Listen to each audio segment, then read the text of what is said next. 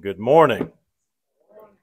It certainly is good to see each and every one of you here once again. It is good to be back and to be able to worship with each one of you. I appreciate the prayers on my behalf as I continue to, for lack of a better term, test out my lung system.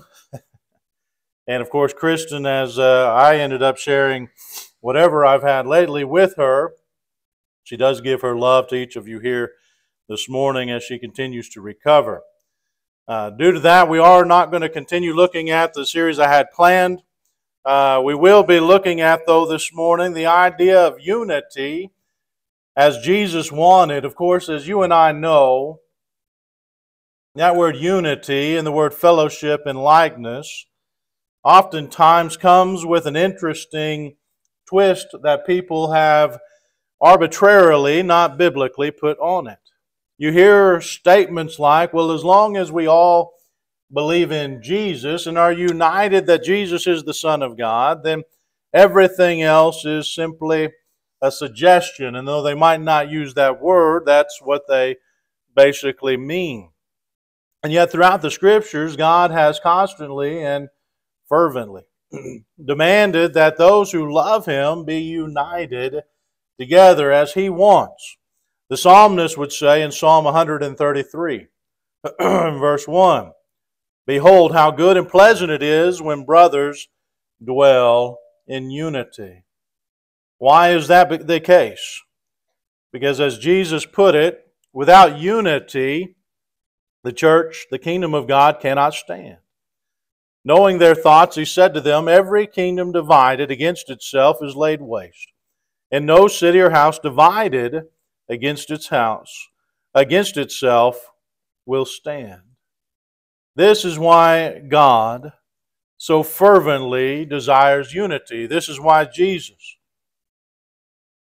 there in the garden, knowing His fate was close at hand, knowing He would, here in mere moments, be kissed on the cheek by Judas, be delivered up to man, and eventually crucified after horrific beatings, pray there in the garden for unity.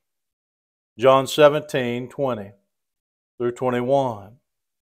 Paul, to a congregation there in Corinth, who is struggling and divided in so many ways, mimicked the words of Jesus when He said, "I appeal to you, brothers, by the name of our Lord Jesus Christ, that all of you agree, be united, and that there be no divisions among you, but that you be united in the same mind and in the same judgment." This morning, I want us to consider what Jesus, what God, really thinks of unity. The unity that Jesus wanted for the believers in Christ, the faithful and true, those who have obeyed God's gospel plan of salvation. There's probably no scripture more potent, more directly to the point doctrinally speaking than Ephesians chapter 4, verses 4 through 6, where we see the great list of ones, is there? Where Paul, in writing about unity and the necessity of it, describes the doctrinal reality that God is one, Jesus is one, the Spirit is one, there's one baptism, one faith, one hope.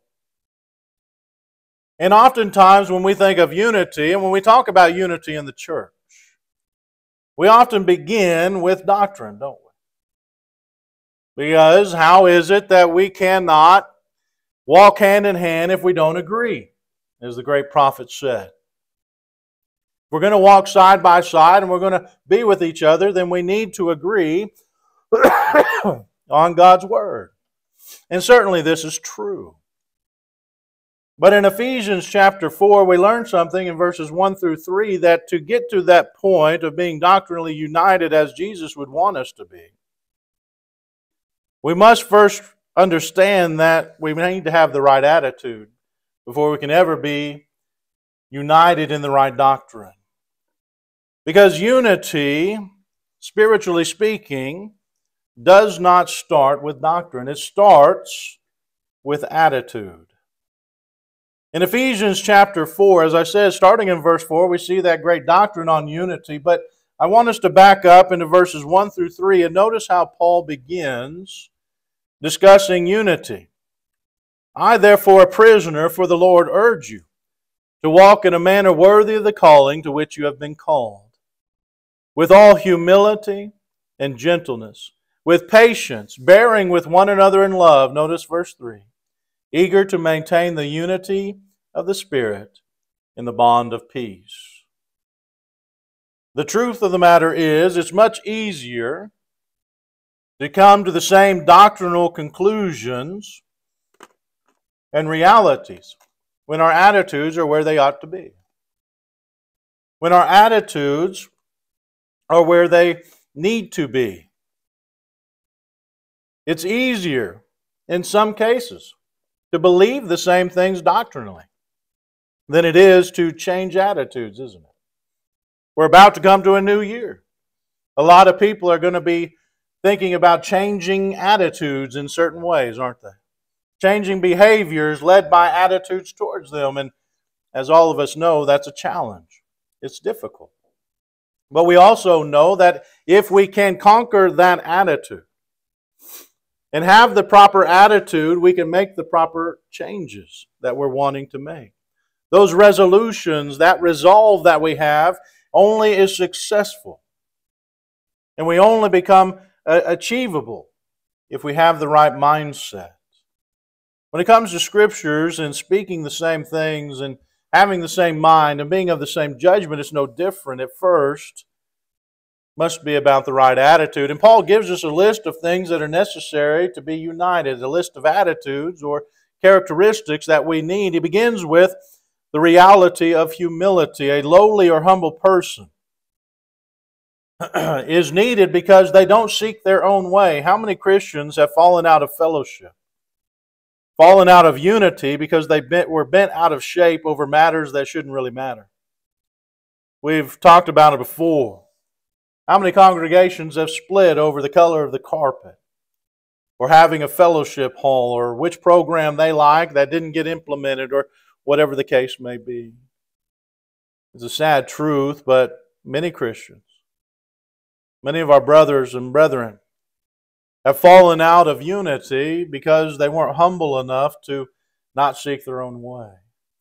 Unity begins by understanding the possibility that I might not always be right, that I need to hear from other people, that I don't just assume I'm right on everything, that I listen and then determine truth based on logic, reason, within God's Word.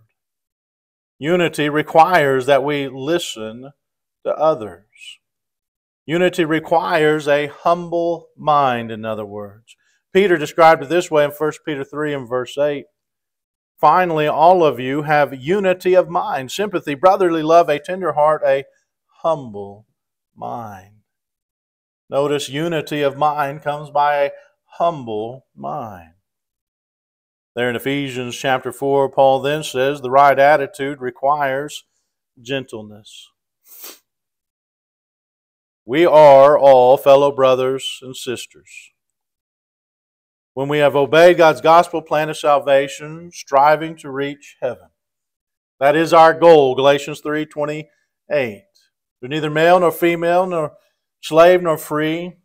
We are all one in Christ Jesus. Those, verse 26 and 27, who have put on Christ and obeyed. But we're also all sinners, aren't we? 1 John 1, 7 through 10, we all still need, even when walking in the light, the blood of Jesus. Because of that, we need to handle each other with this in mind. That we all have a common goal and common weaknesses. No, we might not struggle with the same sins, and we might be stronger in one area of faith than another. But we all have the same wants and desires. The same hopes. And if we handle each other with gentleness and keeping this in mind, that makes all the more simplistic and easy when we have to deal with those situations that arise, that are challenging, isn't it? For the one who is struggling with sin in their life, the one who wants to go to heaven, has obeyed God's gospel plan of salvation, but is fallen away, spiritually speaking. If we keep in mind their desire and want, and our failures, We can go to them in gentleness. I'm reminded again what Paul said in Galatians 6 and verse 1. Brothers, if anyone is caught in any transgression, you who are spiritual should restore him, notice, in a spirit of gentleness. Coming in hot and heavy and ready to devour is what Satan does. Brothers and sisters who want to be united and want each other to go to heaven.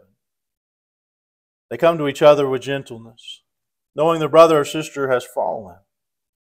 And the same is true as we read in 1 Peter 3 and verse 15 for those who simply want to know about the hope that we have in Christ Jesus, who are curious why maybe we rejoice again and rejoice during trials and tribulations. How it is we can suffer like we do and still get up and rejoice at God and honor Him and love Him and follow Him. In 1 Peter chapter 3 and verse 15 it says, but in your hearts honor Christ the Lord as holy. How do we honor Him? Always being prepared to make a defense to anyone, notice, who asks you for the reason of hope that is in you, yet do it with gentleness and respect. The point is, when it comes to seeking unity, we must not only have a humble heart, a humble mind, but a willingness to gently, lovingly help others. We must handle people, in other words, like we would want to be handled. Like we would want them to come to us. Now, this doesn't mean, of course, that we accommodate sin or we accept sin. This doesn't mean we hold the idea, well, you're fine just the way you are if someone's in sin. No, they need to be reproved and rebuked. But that word exhort is interesting. Once reproval and rebuke takes place, that word exhort means to place out your hand and bring them to you, to help raise them up out of that. And as we saw, with humility and gentleness. The last attitude that Paul recommends and says is necessary is that of patiently bearing in love. In other words, we need to believe the best in others. We oftentimes, and it's real easy, to get upset with people over imaginary offenses. I can't tell you how many times, especially in my younger days, I've tried to get better at this the older I get, but how many times I had built up bad situations in my mind. Well, they're going to think this of me or that of me, or I've built up this whole scenario, and then you go talk to that person and nothing of the sort happens. I'm sure you've been there. We can, from time to time, get these things in our minds and build up these bad situations. I always joke around with Christians. She says, preparing for reality is what she calls it. But the reality is rarely reality in those situations. It's usually far less than what we have built up in our minds. And a lot of times it comes from just not simply believing the best in others. We like to think of ourselves, but we don't of others. When we have a long-suffering love for others, then it doesn't matter how they come about or how they engage with us. If we are willing to bear all things, believe all things, hope all things, and endure all things with each other, then unity is always an option, isn't it? How we go about bringing about a similarity and fellowship of mind with God's Word is it begins with humility, it takes gentleness, and it takes a lot of patience bearing with each other. We are people who fall short. We are people who miss the mark of righteousness. We all here want to go to heaven. But we also fall short of the glory of God. And if we keep our attitudes right and where they need to be, that's the starting point, isn't it? If our attitude is right, where we believe the best in others, we're gentle and humble of heart and mind, then coming about to the right doctrine becomes far more easy. Because none of us and neither of us are coming to it from a point of view that's not trying to rightly handle the Word. Our attitudes are right then. And though it might take us some time, and though we might have discussions over, and though there might be the reality of disagreements, if our hearts are in the right place, if our mind is where it needs to be, if our desire is to love God with each other and help each other get to heaven, then rightly handling the Word of God, as Paul would declare in 2 Timothy 2 and verse 15, leads us to not be ashamed, not only of ourselves, but of each other. Why is it so important then to rightly handle that word and come to it from a right attitude? Because as you and I know, that word is the word of life. And we can be as loving and caring and honorable and gentle with each other, but if it's not combined with the word, if it's not combined with a love for God's word, the word of life, then life is not in it. Again, this goes back to we don't accept what is wrong. We don't accommodate what is wrong. We remove it through humility, gentleness, respect and honor, and a love and long-suffering for each other. Because as Jesus said in John chapter 12 and verse 48, ultimately it is His word that will judge us on the last day. And how we handle that word, what attitude we come to each other and helping each other each and every moment. We'll spend a lifetime in faithful studying and meditating upon God's precious message, finding deeper and deeper meaning each and every moment, but only if we have a love for each other and a love for God. According to God, unity is one of the most precious things that we can have. Again, Jesus, as He is praying to God moments before He's going to die, moments before He's going to be tortured, He's praying for unity. Unity of His people, unity of attitude, and unity in His Word. The unity Jesus wanted is not just one of doctrine, but of the heart. And if we have that heart, and if we have the doctrine, then we are guaranteed a home in heaven. Not something that we might just simply wish upon a star for. No, it is a guarantee. It is a promise from God. That if we love Him, love His Word, love His creation, and we seek His truth in that love, we will have a home in heaven. But it takes a humble heart and mind, a gentle spirit, and a willingness to love God's Word and truth. This morning, as you reflect upon your walk with God, I am so thankful for the church here and its love for God's truth. I'm thankful for the attitudes of righteousness that we have and a desire to do what is right always. Do we always agree on everything? No. Do we always seek to agree on everything? Yes. And as long as that is true, and God is with us, who can be against us? This morning, though, as you reflect upon your walk with God, maybe there's a struggle, a situation. Maybe there's something going on. Maybe you don't feel united with God due to something we're unaware of here. If that's the case, don't go outside those doors without having and finding that fellowship once again. It's not some major thing that you have to do on your own. It is that which we can help with, that which we want to help with as your family. And so if you have that struggle tonight or this morning, and if you need that help, let us know by coming forward as we stand and as we sing.